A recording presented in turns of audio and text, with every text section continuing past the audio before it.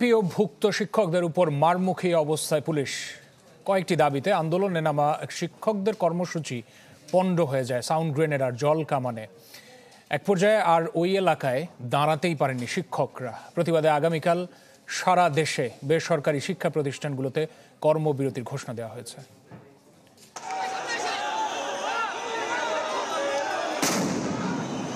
একের পর এক টিয়ার শেল ও সাউন্ড গ্রেনেডে ভরদুপুরের তপ্ত রোদ যেন তেতে ওঠে।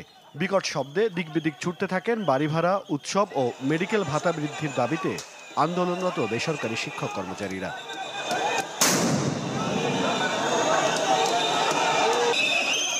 খানিকটা সামলে উঠে ফের জাতীয় প্রেস ক্লাবের সামনে জড়ো হবার চেষ্টা করেন শিক্ষকরা।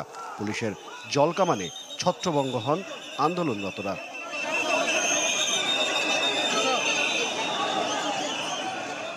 একদিকে ধাওয়া খেলে আরেক দিকে জড়ো হন শিক্ষকরা। এ সময় কয়েকজনকে নেওয়া হয় পুলিশ হেফাজতে। এটা একটা রাষ্ট্রের জন্য, রাষ্ট্রের একটা শিক্ষক সমাজের জন্য অত্যন্ত একটা ন্যাক্কারজনক বিষয়। বোধ বিশ্বের ইতিহাসে এরকম কোনো রেকর্ড নেই। আমরা মানুষ গলার কারিগর, সেক্ষেত্রে আমাদেরকে এভাবে লাঠিচার্জ করা হবে, এটা একটা দৃষ্টান্ত হয়ে থাকবে। মানুষের অবর্ণনীয় দুর্দশা হয়, আমরা বারবার তাদেরকে ঠেলে ঠেলে নিয়ে যাচ্ছি। আপনারা দেখেছেন যে প্রথমে আমরা সাউন্ড গ্রেনেড কয়েকটা মারছি যেন ওরা ভয় পায়, যেন দূরেও মারছি। ভয় পাইলে তারা যেন আস্তে আস্তে তারা ভয় পেয়ে চলে যাবে, ডিসপার্স হয়ে যাবে। তো আমরা এইভাবে ডিসপার্স কয়েক দফায় করা লাগছে। পরে কেন্দ্রীয় শহীদ মিনারের পাদদেশে আগে থেকে অবস্থান কর্মসূচি পালন করা শিক্ষকদের সাথে সংহতি জানান এনসিপি নেতারা। শিক্ষকদের যৌক্তিক আন্দোলনে হামলা চালানোর ঘটনায় সরকারের ক্ষমা চাওয়ার দাবি জানান তারা।